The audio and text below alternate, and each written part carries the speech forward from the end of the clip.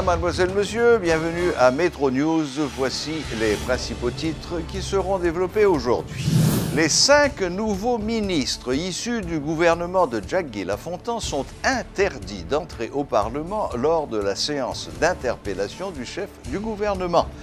La requête a été formulée par les députés interpellateurs. Les travaux de consultation sectorielle initiés dans le cadre des États généraux se poursuivent. L'annonce en a été faite par le rapporteur du comité de pilotage, Rony Desroches. Le président de la République a effectué le week-end écoulé une énième visite d'évaluation des travaux d'infrastructure en cours au Cap-Haïtien. Le chef de l'État en a profité pour annoncer l'intensification de ces travaux. Metro News vous est apporté par Haytrack, l'esprit bâtisseur. Mobile 1, c'est plus qu'un lubrifiant. C'est le mélange parfait de plusieurs huiles qui se transforment en molécules pour vous permettre d'aller plus loin, beaucoup plus loin qu'avant.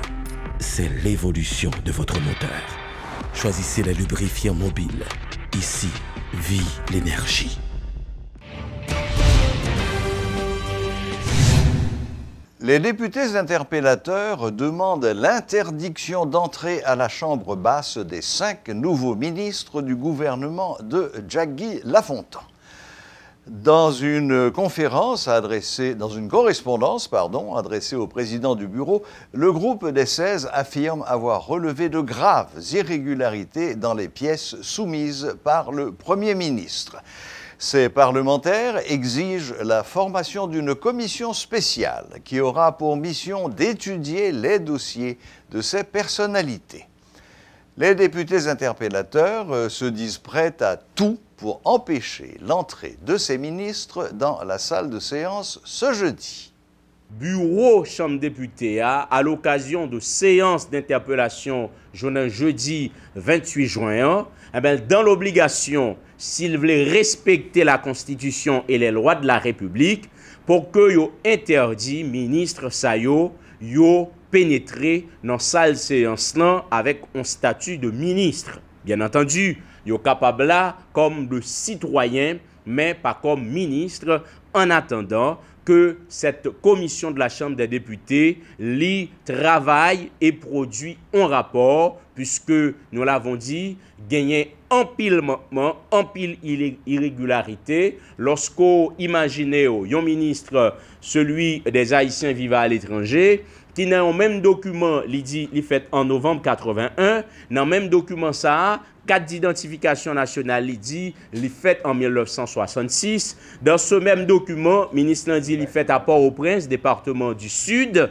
Donc, nous capables de comprendre raison pour lesquelles nous prenons position ça. Nous avons un ministre de la Culture, nous avons un ministre de l'Intérieur, nous avons un ministre de l'Agriculture, nous avons un ministre des Haïtiens vivant à l'étranger, ministre de Justice qui la donne. Il faut que nous étudions le dossier et il faut qu'une commission parlementaire capable d'y sous question est-ce que ces citoyens qui méritent pour le ministre ou pas.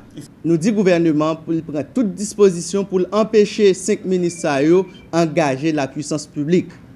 Nous disons qu'il n'y a pas de droit engager la puissance publique jusqu'à ce que reconnaître comme ministre. Et toute action ministérielle posée, est nulle et non avenue pour nous. Et dans ce sens, ils ont servi. C'est comme si c'est des simples citoyens qui entrent dans l'appareil. L'État prend des dispositions pour engager l'État. Donc, l'engagement, ça n'est pas fondé, n'est pas légal. Les autorités financières et monétaires haïtiennes informent qu'au terme du premier semestre de cet exercice fiscal, le déficit a été évalué à environ 9 milliards de gourdes.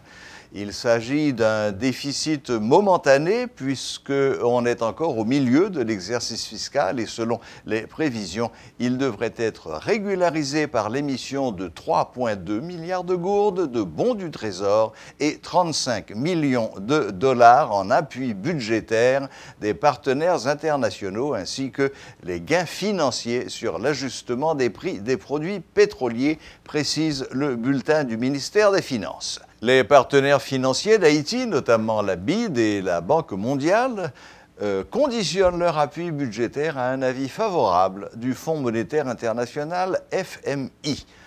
Récemment, des experts du FMI ont estimé que le gouvernement haïtien œuvre afin de respecter les standards de bonne gouvernance des institutions internationales. En ce qui a trait à la hausse des prix de l'essence, plusieurs officiels ont confirmé l'ajustement prochain des prix. Monsieur Guichard Doré, l'un des conseillers du chef de l'État, a soutenu que la hausse est indispensable pour éviter une rupture de stock de ce produit stratégique. Il soutient que ce produit doit être sous contrôle du gouvernement pour empêcher des hausses exponentielles dans le cadre d'un marché ouvert. Selon les spécialistes, la supériorité continue des dépenses publiques par rapport aux recettes publiques devient une dure réalité au niveau des finances publiques qui creuse davantage le déficit budgétaire, lequel est généralement financé par les avances de la BRH et davantage de déficit budgétaire. Ce mode de financement peu orthodoxe a un certain impact sur l'évolution de la dette publique, sur l'inflation et également sur le taux de change. Le chef de l'État haïtien, Jovenel Moïse, a annoncé l'intensification des travaux au Cap haïtien. M. Moïse a effectué le week-end écoulé une énième visite d'évaluation des travaux d'infrastructure dans le cadre de la caravane du changement. Il assure que les 3 principaux projets prioritaires pour le Cap haïtien concernent les secteurs de la salubrité, de la rénovation urbaine et de la sécurité publique. Les efforts visent à projeter une nouvelle image de cette ville alors que les Capois se préparent à commémorer le 350e anniversaire de la fondation de cette ville. Dans le même temps, des festivités devraient être organisées pour marquer les 200 ans de la citadelle. Dans le cadre de la lutte contre l'insalubrité, M. Moïse promet l'acquisition de compressifs et la création d'un centre de décharge qui seront gérés par l'administration municipale. Le président haïtien exhorte le maire à adopter des mesures coercitives pour sanctionner le déversement de détritus sur la voie publique. Après l'obtention des compressifs, l'administration municipale doit imposer une amende ou appréhender ceux qui contribuent à l'insalubrité, a dit le chef de l'État. En ce qui a trait à la rénovation urbaine, le président Moïse promet l'intensification des travaux de Font-Saint-Michel et dans d'autres quartiers populaires, dont Petit-Anse. Il soutient que ces travaux s'inscrivent dans le cadre des efforts pour améliorer les conditions de vie des couches vulnérables de la population. Par ailleurs, le président Moïse annonce le renforcement du dispositif sécuritaire dans la deuxième ville d'Haïti. 3 nouveaux véhicules ont été récemment dépêchés par la Direction générale de la police, dit-il, promettant d'autres véhicules et notamment des motocyclettes pour le commissariat du Cap haïtien.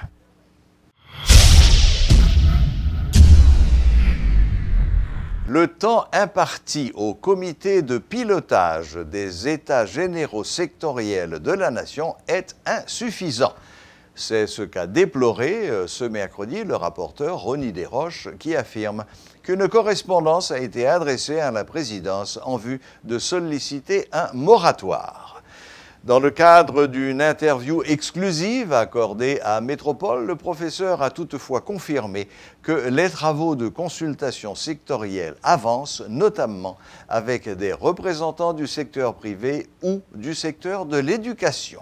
Une conférence de presse par semaine sera donnée en vue d'informer la population des différentes activités du comité, a-t-il ajouté.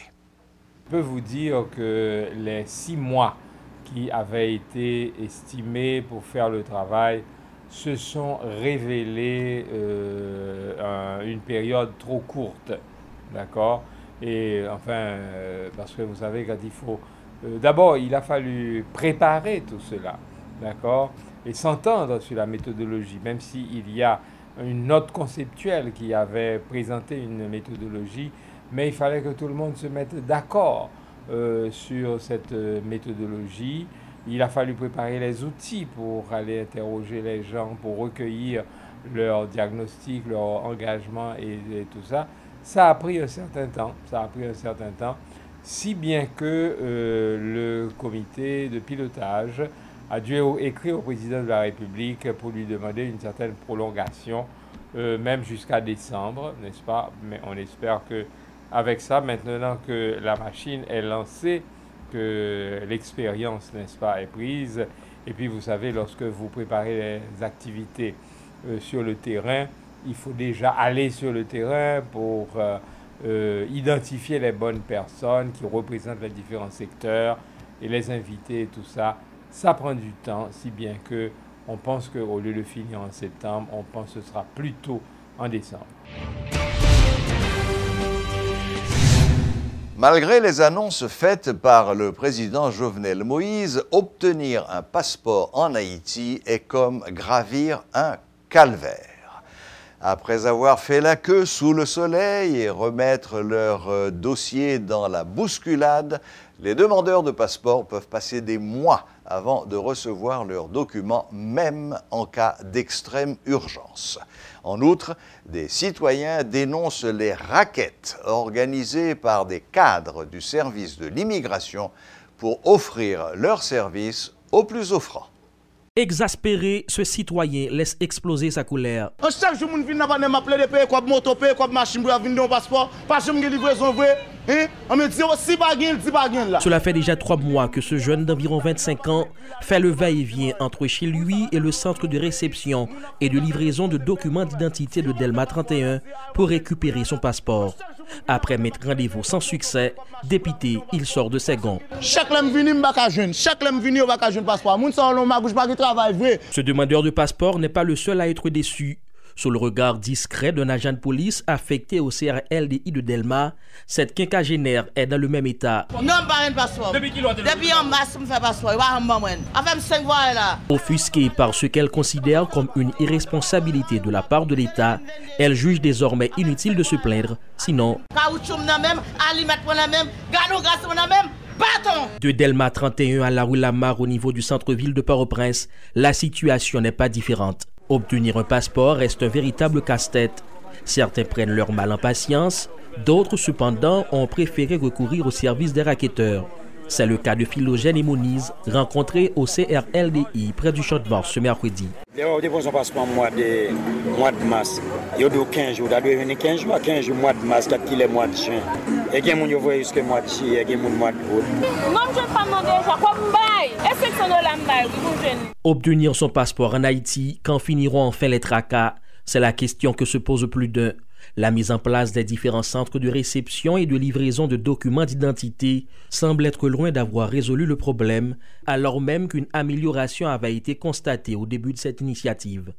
Que s'est-il arrivé? À la direction des services de l'immigration et de l'immigration, la communication est au point mort. Toutefois, des informations dignes de froid laissent croire qu'une rupture de stock de livrets serait à l'origine de ce problème. En effet, l'État haïtien n'aurait pas acquitté sa dette envers la compagnie allemande qui les fournit, a expliqué notre source.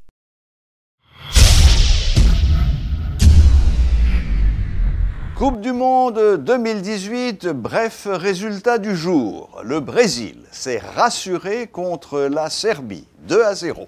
Et le Costa Rica a tenu la Suisse en échec, 2-2 à l'issue de la journée de mercredi, marquée par l'élimination de l'Allemagne, championne du monde en titre, battue par la Corée du Sud, 2-0. Pour en savoir plus, n'oubliez pas de garder l'antenne après Metro News en regardant Replay, l'émission qui vous dira tout ce qu'il faut savoir sur cette journée de Coupe du Monde. Voilà, la boucle est bouclée. Merci de votre fidélité et à la prochaine, même heure, même chaîne.